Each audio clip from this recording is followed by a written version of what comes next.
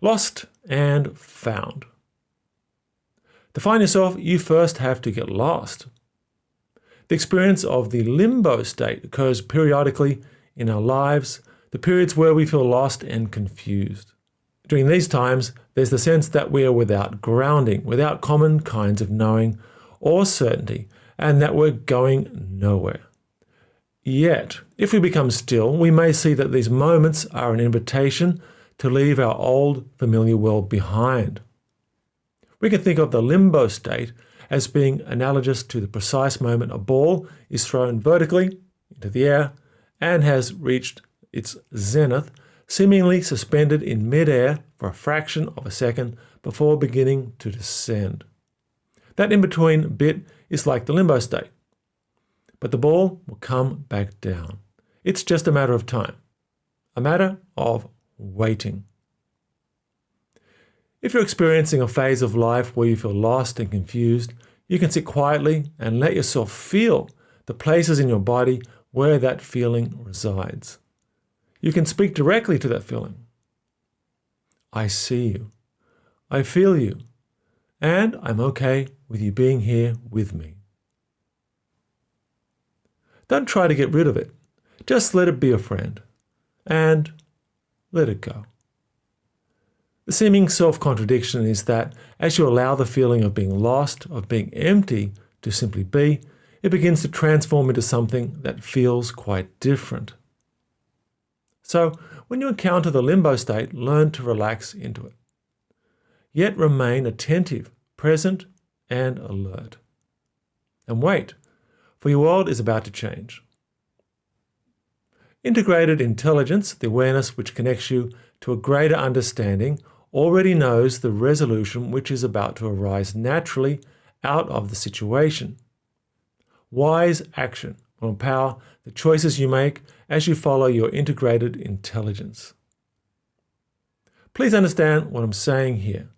It's not that the you who has lived up till this day is not a valid expression of a life lived. We all have a story, and all our stories are legitimate at the level they are lived and told.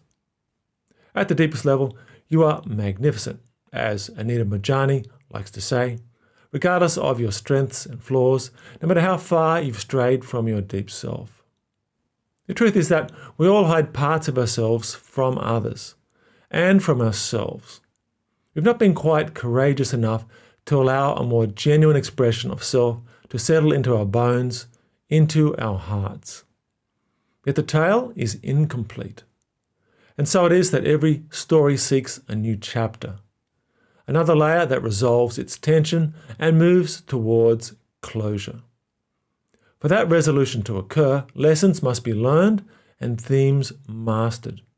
Then, in ultimate transcendence, the world of story itself can be witnessed from outside of ourselves. Here we can draw comparisons with narrative types in literary theory. When we're in the unawakened state, we are merged with the story. The story lives us. This is what we might call the first-person fallible protagonist's perspective.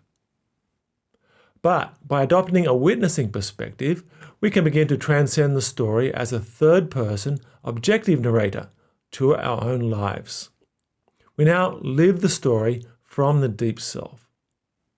Finally, in very deep states of consciousness, the rarest life narratorial form emerges, that of third-person omniscient narrator.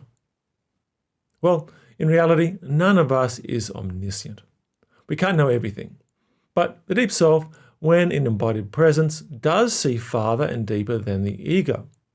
A person may experience this deeper knowing in flashes of revelation while in meditation, or via dreams, crisis visions, ayahuasca trips, and so on.